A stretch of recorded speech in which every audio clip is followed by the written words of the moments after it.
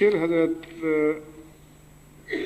قتادہ کی روایت ہے کہ حضرت صلی اللہ علیہ وآلہ وسلم نے فرمایا کہ میں نے تمہاری امت پر 5 نمازیں فرض کی ہیں، کہ یعنی حدیث قدسی ہے، فرمایا کہ اللہ تعالیٰ فرماتا ہے، یہ لفظ چھوٹ گیا تھا۔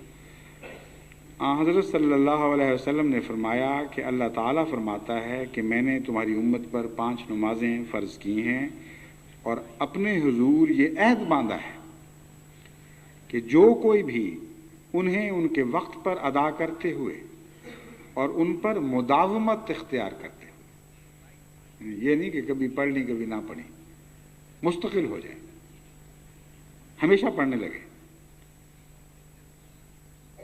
میرے پاس آئے گا، یعنی حاضر ہوگا قیامت کے دن اس حالت میں کہ وہ نمازوں کے رستے آیا ہو۔ فرمایا میں نے یہ عہد باندھا ہے کہ میں اسے جنت میں داخل کروں گا، اور جو ان کی حفاظت نہیں کرے گا اس کے لیے میرے پاس کوئی وعدہ نہیں۔ یہ تو نہیں فرمایا کہ میں لازماً اسے جہنم میں ڈالوں گا، لیکن فرمایا ہے کہ میں عہد کے معاملے میں اس سے آزاد ہوں۔ پھر وہ میرے حضور کوئی وعدہ نہیں پیش کر سکتا کہ اے خدا تو نے وعدہ کیا تھا کہ مجھے جنت میں ڈالے گا، بس میں تو اس راہ سے حاضر ہوں اور مجھے جنت عطا کر۔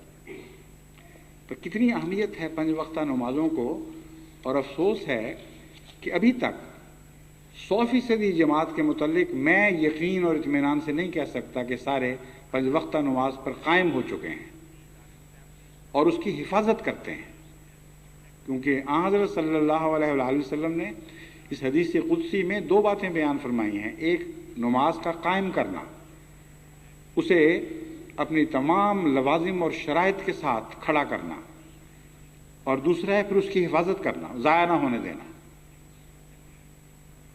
کبھی نیند کے غلبے ہوتے ہیں، کبھی دوسرے کام ہوتے ہیں، کبھی دنیا کے پھندوں میں انسان پھنسا ہوا ہوتا ہے۔ جو حفاظت کرنے والا ہے وہ جس طرح شیرنی اپنے بچوں کی حفاظت کرتی ہے، وہ نماز کو کسی پہلو سے بھی آنچ نہیں آنے دیتا، ہر خطرے سے اس کو بچاتا ہے۔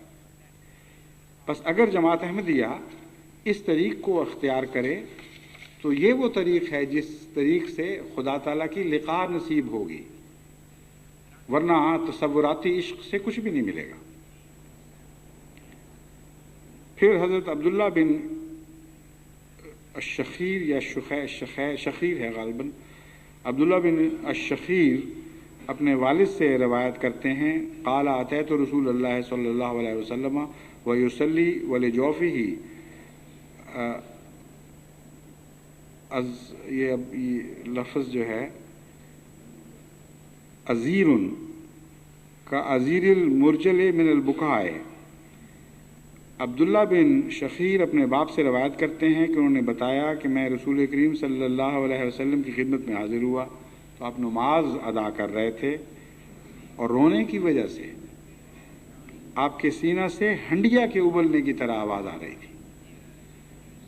بس صرف نماز کا سوال نہیں ہے، نماز کس طرح پڑھی جاتی ہے، کس کیفیت کے ساتھ پڑھی جاتی ہے، یہ بھی سمجھنا ضروری ہے۔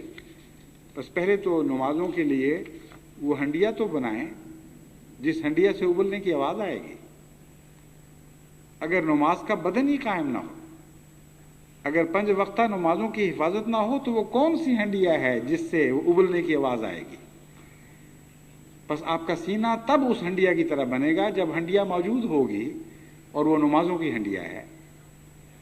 اگر نہیں ہے تو اس کو حاصل کریں، اس کے بغیر تو روحانیت کے جوش مارنے کا کوئی سوال نہیں پیدا ہوتا۔ روحانیت کہاں بٹھائیں گے آپ؟ حضرت صلی اللہ علیہ وسلم نے اپنے عمل سے بتا دیا کہ آپ نمازوں کے برتن میں اپنے محبت کو حضور صلی اللہ علیہ وسلم کے حضور اور خدا تعالیٰ کے حضور پیش کرتے تھے، اور نمازوں میں لپٹی ہوئی آپ کی روح خدا کے حضور جوش مارتی تھی۔ گزرے ہوئے 100 سال کی تاریخ گواہ ہے، سائے کی طرح سایہ فگن ہم پہ خدا ہے۔